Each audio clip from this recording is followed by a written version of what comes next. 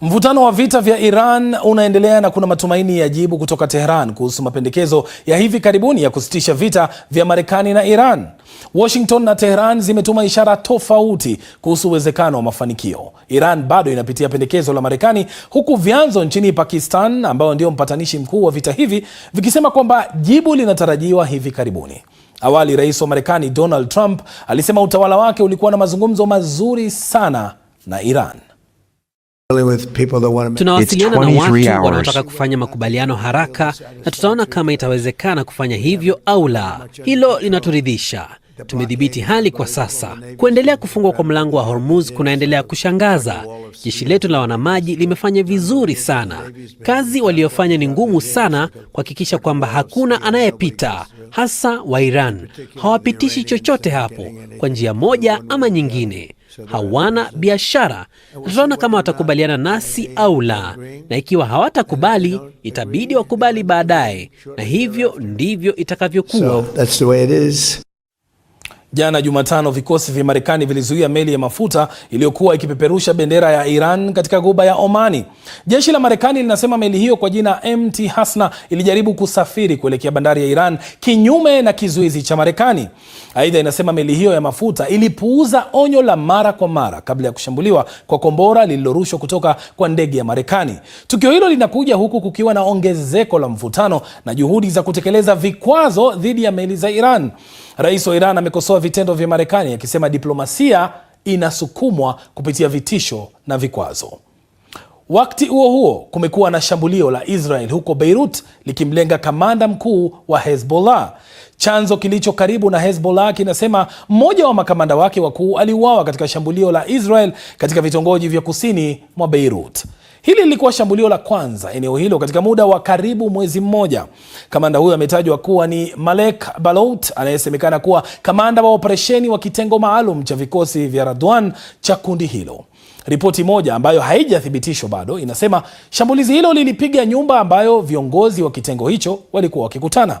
Maafisa wa Israel wanasema aliyekuwa akilengwa alikuwa mkuu wa kikosi cha Radwan cha Hezbollah.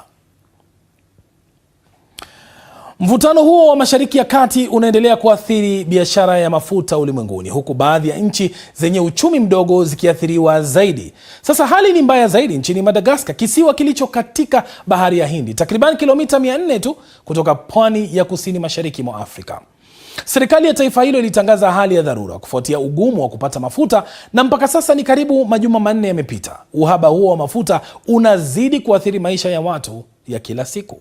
Familia zinahangaika kupata huduma muhimu kama afya, huku biashara zikifungwa na usafirishaji kusitishwa katika maeneo mengi. Mwandishi wa BBC Alfred Lastek ametuandalia taarifa ifuatayo.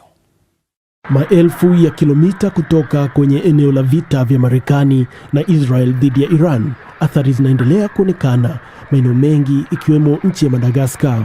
Bei ya mafuta ipo juu, huku mgao wa umeme nao unaongeza changamoto na familia zinakabiliwa na ugumu.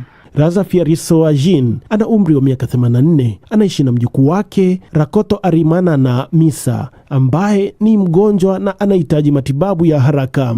Hata hivyo, gharama za usafiri zinaongezeka na hana uwezo wa kumpeleka hospitali. Kwa sababu ya changamoto ya upatikanaji wa mafuta, hatuwezi kufanya lolote ili kuweza kufika hospitalini. Ugonjwa utaendelea kuwa mkubwa iwapo hakuna tiba. Ninajisikia vibaya sana na nimekuwa nikitamani kupona toka siku nyingi. Wazazi wangu hawawezi tena kugharamia matibabu yangu na nina maumivu makali sana. Tumbo langu limevimba mpaka miguu yangu pia imevimba kwa nyakati tofauti na siwezi kutembea tena. Katika vituo vya mafuta, watu husubiri kwa saa, wakati mwingine hawapati mafuta kabisa. Baadhi ya biashara zinafungwa. Rakoto Jean ni dereva mwenye umri wa miaka 80 ambaye ametumia zaidi ya miongo 4 akitoa huduma ya usafiri. Anasema huu ni wakati mgumu zaidi ambao amewahi kukumbana nao.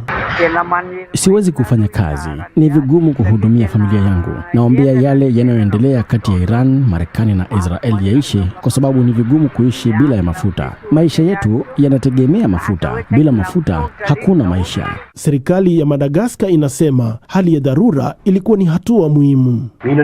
Ninaamini kuna ufumbuzi na serikali ina mpango maalum kulingana na dharura ile ya nishati iliyotangazwa. Tutegemee changamoto zitatatuliwa haraka. Nina imani tayari kuna usimamizi madhubuti. Sio Madagascar tu ambao wameathirika, hata nchi nyingine Afrika kama vile Kenya, Msumbiji na hata hapa Tanzania bei zimepanda, hivyo gharama za usafiri na vyakula ipo juu. Changamoto hiyo inaonyesha ni kiasi gani bara la Afrika inategemea mafuta kutoka nje. Alfred Lastek, BBC. Sasa bado tusalie katika vita hivyo. Vita vya Marekani na Israel dhidi ya Iran vimeifanya nishati kuwa swala kuu katika siasa za kimataifa. Pia limeacha nchi nyingi zikiangazia usalama wao wa nishati na jinsi ya kuimarisha. Hivyo ni kwa namna gani kuwa na nguvu katika masuala ya nishati kunaweza kuipa nchi ushawishi wa kisiasa? Mwanahabari wetu Peter Mwangangi anawasilisha ripoti ya Chris Sitop. Mgogoro wa Mashariki ya Kati umefanya usalama wa nishati kuwa kipaumbele katika ajenda ya kisiasa ya kimataifa. Kuzuiwa kwa mlango bahari wa Hormuz, njia kuu ya usafirishaji wa mafuta wakati wa vita kati ya Marekani na Israel dhidi ya Iran, kulionyesha jinsi usambazaji wa nishati unavyoweza kuwa hatarini. Tunaona kwamba nishati inatumiwa kama chanzo muhimu katika migogoro na ushindani. Inalengwa ili kuwapiga wapinzani, kuumiza uchumi wao na kupunguza uwezo wao wa kupigana vita au hata kuwa na ushindani wa kibiashara. Kwa serikali, usalama wa nishati ni zaidi ya kuwa na mafuta na umeme wa kutosha tu. Inamaanisha kujua nguvu yako inatoka wapi, inagharimu kiasi gani na ni nani anayeweza kuikatisha. Kadri usambazaji wako unavyokuwa salama, ndivyo unavyopunguza hatari ya kukumbwa na mambo kama kupanda kwa bei na utegemezi kwa nchi nyingine. Kwa muda mfupi ni kuhusu patikanaji, ni kuhusu kupunguza athari za bei, na kisha kwa muda mrefu ni maswali kuhusu jinsi gani unavyoweza kuachana na mafuta na gesi kwa haraka kuelekea nishati mbadala. Kwa miongo kadhaa, mafuta na gesi vimekuwa chanzo muhimu katika siasa za kimataifa. Marekani inazalisha kiasi kikubwa cha mafuta na gesi, lakini pia inataka kupata nishati kutoka nje ya mipaka yake.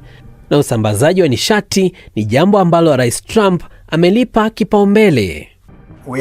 Tuna kampuni kubwa ya mafuta zinazoendelea Venezuela sasa, zikitafiti na kuchagua maeneo yao, na zitarudisha utajiri mkubwa kwa Venezuela na kwa Marekani. Na kampuni za mafuta zitafanya vizuri pia. Marekani kwa kuwa mzalishaji mkubwa zaidi wa mafuta duniani na pia gesi, wako katika nafasi nzuri inapokuja katika swala la usalama wa nishati. Hata hivyo, bado wako hatarini kutokana na mabadiliko ya bei, na nadhani hili litakuwa swali linaloongezeka kwa Rais Trump kuhusu kile atakachofanya katika upande wa bei za mafuta zinapoongezeka, na jinsi atakavyosimamia hilo kwa kutumia zana chache alizonazo. China kwa upande mwingine ni mfano wa jinsi uzalishaji wa nishati unavyobadilika. Bado inatumia kiasi kikubwa cha mkaa, mafuta na gesi, lakini pia ni mtengenezaji mkuu wa paneli za kunasa nishati ya jua pamoja na betri na teknolojia nyingine za nishati safi. Hiyo imesaidia kuipa Beijing usalama wa nishati nyumbani na ushawishi nje ya nchi. Ndani ya nchi ni kinga kubwa sana. Kimataifa ni chanzo cha ukuaji wa uchumi. Ni chanzo cha faida na uwezekano wa ushawishi wa siasa ya kikanda, kwani Uchina imejipanga vizuri sana kusambaza nchi yoyote ambayo sasa iko na hali tete katika nishati ya kisukuku. Itataka kuendeleza nishati mbadala zaidi na kuwa huru zaidi kishati. Barani Ulaya, hatua ya kuhama kutoka kwa nishati ya kisukuku kwenda nishati mbadala pia inaendelea, na bara hilo tayari limejifunza gharama ya kuwategemea wengine. Tangu uvamizi kamili wa Urusi dhidi ya Ukraine, Umoja wa Ulaya umefanyia kazi njia za kupunguza utegemezi wake kwa nishati ya Urusi. Hilo limeimarisha usalama wake kwa njia fulani, lakini ni mchakato mgumu na wa gharama kubwa. Kwa muda mrefu, Ulaya imekuwa na mkakati imekuwa ikifanya mengi ili kupunguza matumizi ya kaboni katika uchumi, kupunguza utegemezi wa mafuta na gesi na kutumia vyanzo mbadala vya nishati. Lakini hii inachukua muda mrefu, na katika kipindi hiki cha mpito Ulaya iko hatarini sana na inateseka kutokana na ukosefu wa ushindani kwa sababu ya bei ya juu ya nishati na matatizo mengine ya kimuundo inapojaribu kuongeza matumizi ya ulinzi pia. Hivyo yote haya yanamaanisha nini kwa mustakabali wa uzalishaji wa nishati? Mfumo wa nishati duniani unabadilika, huku nchi zikijaribu kupunguza utegemezi kwa wengine kwa ajili ya nguvu zao. Lakini gharama kubwa na rasilimali chache zimefanya mabadiliko hayo kuwa na kasi ya chini na pia kuwa magumu. Kwa sasa, ushawishi mwingi bado uko mikononi mwa wale wanaodhibiti usambazaji wa nishati.